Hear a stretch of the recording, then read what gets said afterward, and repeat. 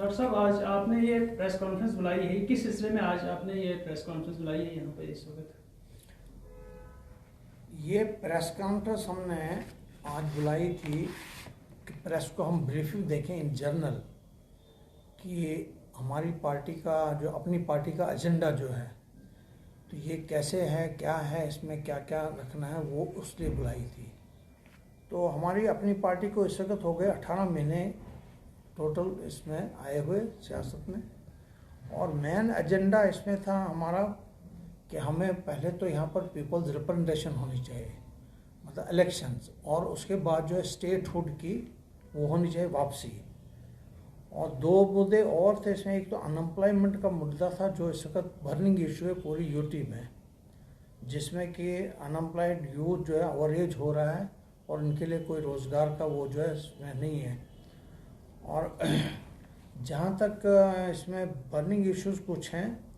यहाँ हमारे चनाब वैली के खासकर, और आम तो पूरी यूटी में बर्निंग इश्यूज हमारे एक पावर का प्रॉब्लम है, जम्मू में भी है, कश्मीर में भी है, जहाँ ये हमारे चनाब वैली में है। ड्रिंकिंग वाटर की प्रॉब्लम है इसमें, और ये जो नरेगा का था हमारा एक जो 100 डेज़ का था वो भी एक इशू है। इसी तरह से हमारे जो यहाँ हमारे विलेज जो थे इसमें जिसमें पावर प्रोजेक्ट हमारे बने हैं रिवर चनाब पर, इसमें MOU साइन हुआ था कि जो लोग इसमें हिट हुए हैं जिनकी ज़मीनें इसमें आ गई हैं तो इनको हमने फ्री पावर देनी थी, लेकिन वैसा कुछ अभी तक नहीं हुआ है। और जो इनकम जनरेटिंग यूनिट्स थे यहाँ पर, इसमें भी कोई ख़ास पेशरफ्त नहीं हुई, चाहे वो खादी विलेज की तरफ से हो या MSME की तरफ से हो। 5 लाख रुपए का लोन जो फ्री देना था तो इसमें कोई ख़ास पेशरफ्त नहीं है। तो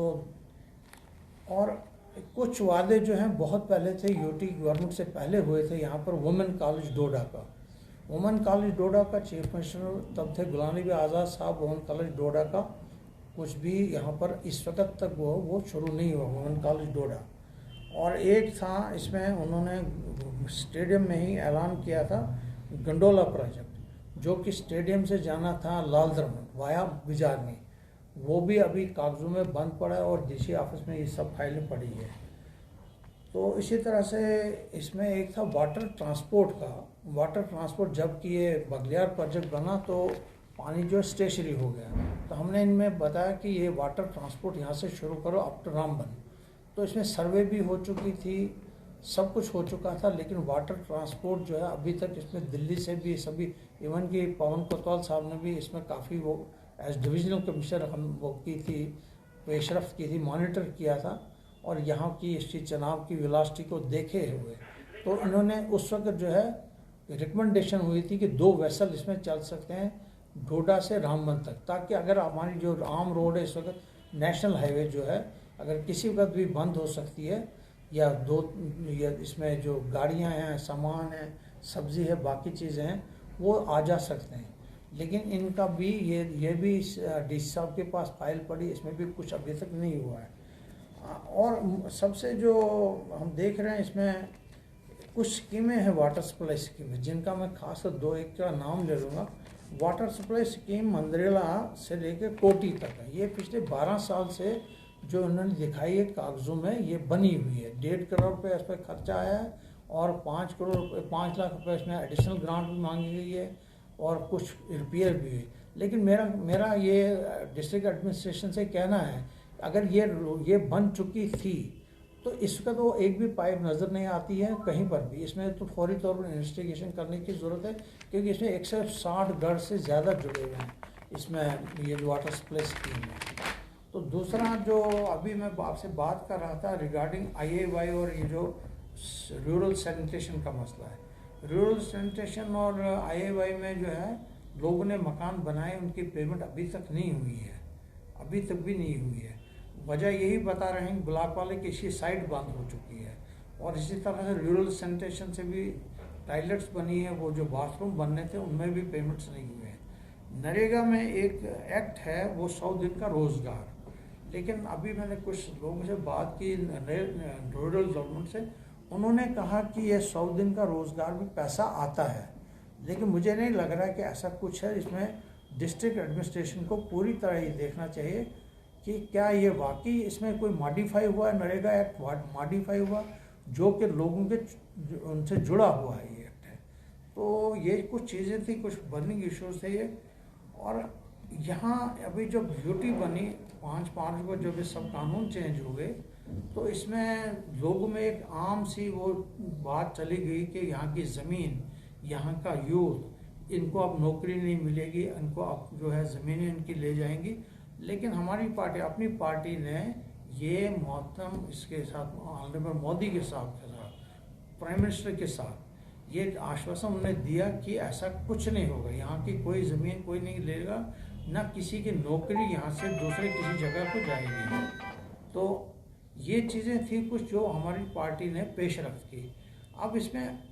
जब सब लोग जो है, जो पिछली हुकूमतों में आपने देखा सभी लोग जेलों में थे, इसमें हमारी पार्टी को दावत दी गई आप सामने आ जाओ और हमें कुछ हल बताओ। हमारी पार्टी के दिल्ली उन्होंने बात की,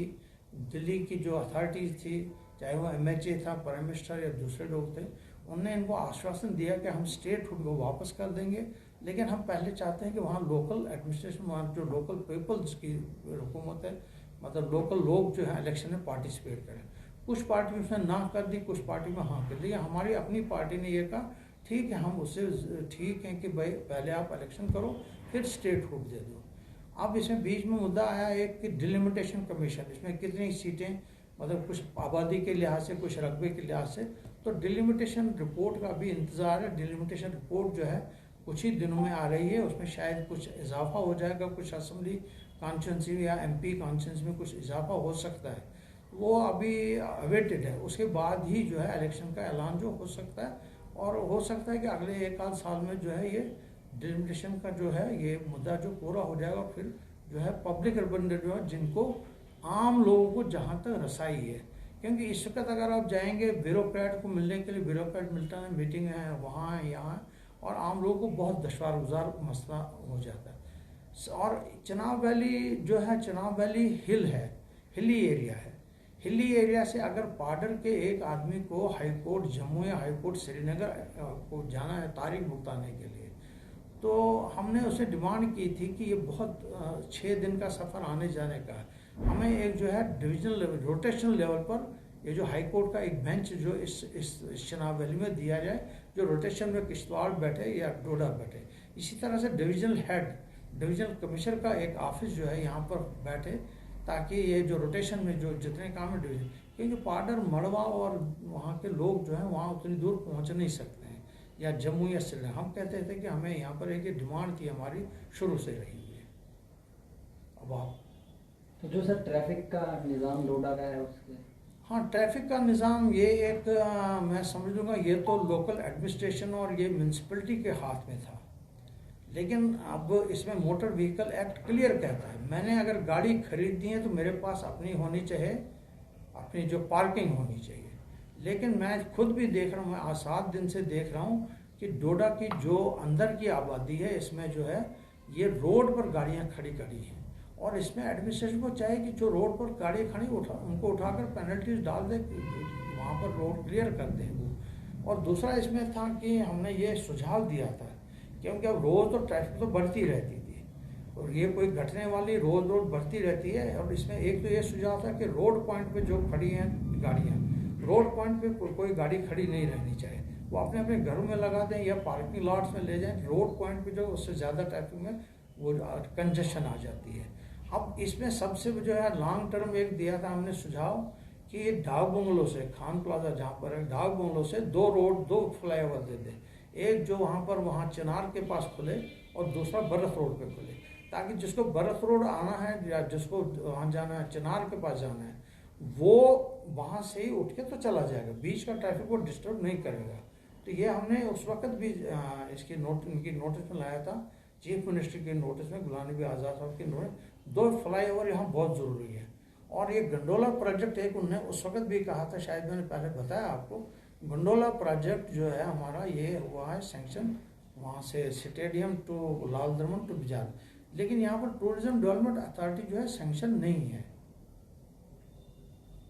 चलिए, बाकी जो यहाँ के जो बर्निंग इश्यूज इस वक्त यूथ का आपने बताया था, अब यूथ के लिए क्या कौन सा स्टेप्स आप उठाने जा रहे हैं? अब यूथ का जो है अपनी पार्टी का ये है कि अपनी पार्टी ने साफ एक बात की कि जो नौकरियां मिलेंगी वो यहीं के लोगों को मिलेंगी, लेकिन इसमें कंपटीशन है। और कंपटीशन में जो है मान लो 100 पोस्टें निकल गई, 10 लोग लग गए, 90 बेकार हो गए। उसके लिए हमने ये किया है कि इसमें 2 महकमे हैं जो कि MSME मैंने बताया जो 10 लाख रुपए का लोन देता है बगैर किसी गारंटी के, बगैर किसी रिफंड, और उसमें 35% सब्सिडी, कोई भी यूनिट वो खोल सकता है अपने काम काज, अपने 2 लोग और रख सकता, 3 लोग और जोड़ सकता। इसी तरह से खादी विलेज का जो है यहाँ ऑफिस है, तो यहाँ पर भी वो चीज़ जो है 5 लाख रुपए जो है, चाहे वो लड़की हो लड़का हो, कोई सिलाई सेंटर खोलना चाहे, कोई प्रोविजन स्टोर खोलना चाहे, तो हम उनको जो अल्टरनेटिव देते हैं। क्योंकि अब वो कितनी देर वो लोग जो है इंतज़ार करेंगे इस चीज़ का, नौकरी का इंतज़ार नहीं करना चाहिए बच्चों को, यूथ को। हमारा सुझाव यही है।